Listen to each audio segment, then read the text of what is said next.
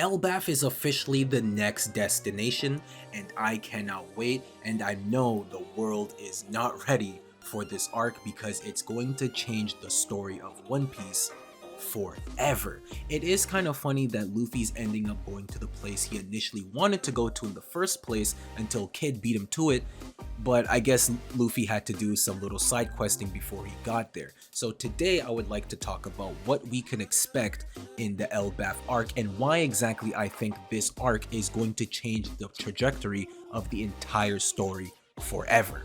For one, the Giants of Elbaf, as we learned by Vegapunk, they have all of the books from Ohara. So that means they have been continuing the studies of the archaeologists, and plus the Giants have lived for so many centuries and have a longer lifespan, they themselves have some knowledge that a lot of humans don't necessarily have access to. And we also know that the Giants of Elbaf do praise the sun and have a whole event called the Winter Solstice, as we seen in Big Mom's flashback, praising the birth and rebirth of the sun. And well, we know sun god Nika is a thing, and so these guys might give us an explanation and some lore drops on what Nika and Joy Boy once was. The government did not want the picture of Luffy in Gear 5 on his wanted poster to be broadcasted because clearly someone out in the world would recognize what this power is, and I believe the Giants are one of them. But that isn't the only lore that will be revealed, as one of the biggest questions regarding Elbaf is, what exactly is that giant tree? Because the warriors are based off of Vikings and Norse mythology, it's very possible this tree could be Yggdrasil, the world tree. Or another common theory that even I have spoken about is that this tree could indeed be the Atom Tree that was used to create the Sunny Go and Roger's Oro Jackson. Now this does make sense, as the lore around the Atom Tree is that there was a war that engulfed the entire island, but the only thing that stood tall and remained was the tree, and thus the people made a village around this tree as it was the only thing that survived. And this could actually be Elbaf, as another name this area is called is Warland. And we know the Elbaf Giants love to battle, so this all could make a lot of sense. I would also like to say the giant ancient robot on Egghead does kind of resemble that of an Elbaf warrior, and Vegapunk is heading to Elbaf alongside the Straw Hats, so there might actually be a connection between the Giants of Elbaf and this warrior giant. And speaking of ancient, I do want to discuss the idea that the ancient weapon Uranus could potentially be in Elbaf. We know that 2 of the 3 ancient weapons, Pluton and Wano and Poseidon Fishman Island, are on the side of good that were with the ancient kingdom, and we learned that in Laugh Tale the true nature of the ancient weapon, so it's possible that all 3 of these things are actually something for the greater good and are being protected by the people that were siding with the D-Clan and the ancient kingdom. And what better place to hide one of the ancient weapons Uranus than with the strongest army in the world, Elbaf. It is possible that the Mother Flame the world government have could be the ancient weapon Uranus, the god of the sky, but I'm starting to believe the Mother Flame may be more so a power source, the same power source that was used to power up the ancient giant warrior. And that weapon in the sky could truly be Uranus, but considering that 2 out of the 3 ancient weapons are with people siding with the ancient kingdom and sun god Nika, it is very likely that Uranus could potentially be on Elbaf as well. I have brought up the idea there could potentially be a 4th ancient weapon that the government have, because I do find it odd that Wano isolated themselves from the world despite having Pluton in their disposal. I always found that odd, so that could be a possibility as well. And it would be nice to finally see a powerful giant, because we don't really get much of them. They're usually considered fodder for the most part in One Piece, so it would be really nice to see one that is extremely strong. And we do know that Elbaf hosts the strongest army in the world, so the leader of these guys must be extremely powerful. But not only that, Jaguar D. Saul may be hiding on this island, because last we heard he survived Ohara and actually called the Giants of Elbaf to collect the books from Ohara, so he might be hiding here as well.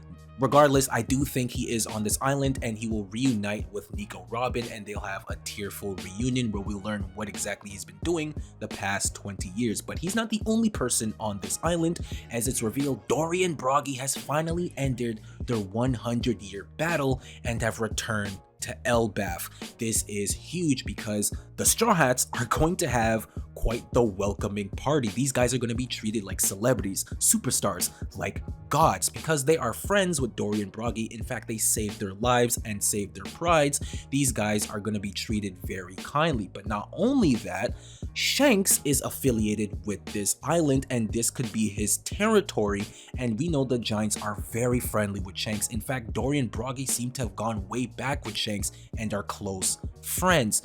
Unfortunately, it does look like Shanks might have just left the island and is keeping tabs on Blackbeard, so he might not be here when the Strats are here, but it is possible that they do reunite with Luffy on this island, which would be absolutely dope, because a lot of people theorize Elbaf will be an arc centered around the Emperor Shanks.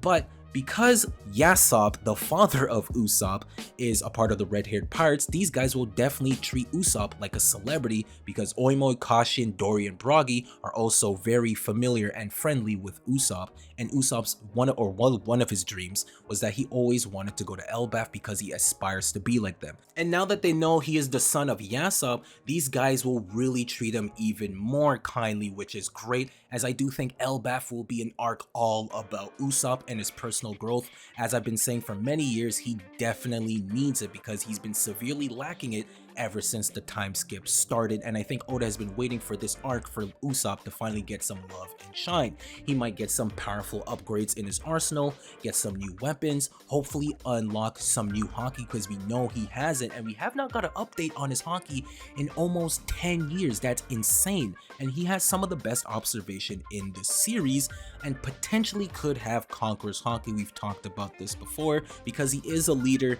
he just lacks some confidence, and he has shown several times to lead large groups, and he's the entire reason the Grand Fleet exists in the first place. And honestly, would be a great way to cap off Usopp's characterization, going from a coward to a man that has Conqueror's haki, the king of snipers. And this island is all about brave warriors. This will definitely give Usopp a much needed character growth and hopefully some power-ups. We know that this island is currently ruled by Prince Loki, and if you know Norse mythology, Loki is quite the devious fellow and honestly the god of mischief and lies, and well, Usopp in a way is basically the god of lies, so these two could actually have a battle on this arc. Maybe Usopp reveals that Loki is not necessarily the guy he's perceived to be, because I do think it's weird that Lola rejected Loki because she'll marry anyone that walks, but Kid currently might be dead, but his crew was annihilated by Shanks and Dorry and Broggy, so clearly he is an enemy of the Giants despite what he did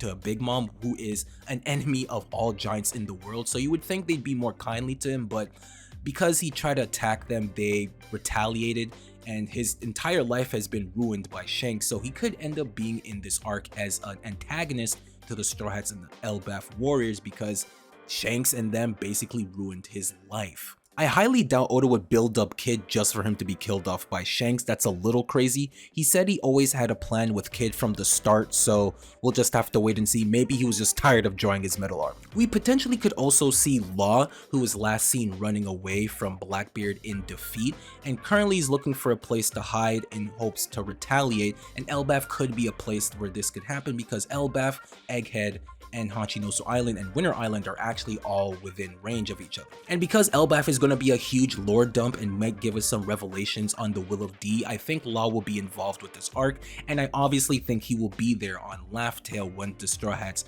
finally get to the One Piece. And Law was one half of the people that took down Big Mom, so obviously they'll take in Law with open arms, especially that they know he was in an alliance with Luffy. Now, who could potentially be the big bad of this arc? Unfortunately, I do think Big Mom and Kaido could return to the series. Last we heard, the Big Mom pirates sailed off and we don't know what exactly happened to them, and I doubt that's going to be Big Mom's last time in the story being defeated by Law and Kid. She was pretty certain this lava was not going to kill her, and I don't think so either. I do think her and Kaido are going to look extremely disfigured, and I wouldn't be surprised if they have cybernetic parts to them. We'll just have to wait and see, but I do think her story should end in Elbaf, as these guys have had such a long hatred with one another for so long. She wanted them a part of her crew, they rejected her, and I do think this will be the island where she finally learns the truth of Mother Caramel, because all the Giants on this island actually know what happened to Mother Caramel, that she was eaten by Big Mom, because that one giant saw what happened the whole time. So I do think this could happen and might spiral Big Mom into a world of madness. And hopefully Luffy could finally defeat Big Mom once and for all, and truly prove that he is an Emperor of the Sea by defeating an Emperor one-on-one with no help, which I think would be fantastic, as these two have been beefing with each other since Fishman Island. And although it was nice to see Kid and Law fight Big Mom and even defeat her, I do necessarily think that it's Luffy who has to defeat her once and for all, considering their long history. We can also get some involvement of the Grand Fleet, specifically Hiruden, as he does hail from Elbaf, even wanted to become the king of the giants. And if you remember, he was present during Linlin's attack on Elbaf when they were children, and he ended up hating her. So now that she's defeated, I do wonder how he's going to react, but he's also the new leader of the warrior pirates, so I wonder how that's going to play about now that Dorry and Broggy have returned. And I do believe he'll play a massive role in this arc, as I do think it'd be odd if he missed out, but we also know Shanks, this could be his territory,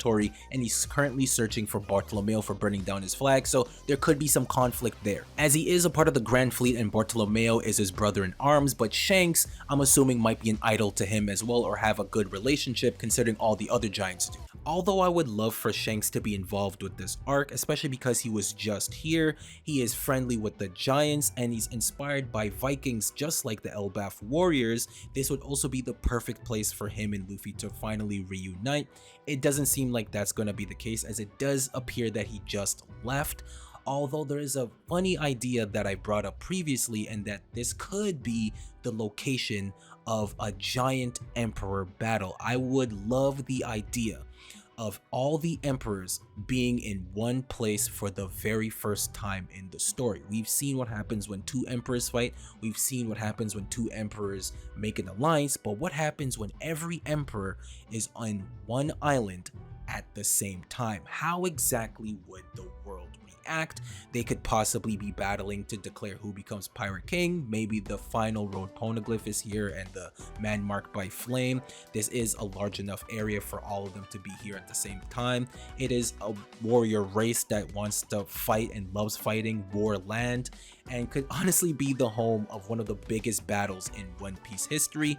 Although this is copium on my part, if it were to happen, I don't think anyone is ready, but regardless of what happens, Elbaf is going to be a humongous arc, and I do not think anyone in the world is ready for Elbaf.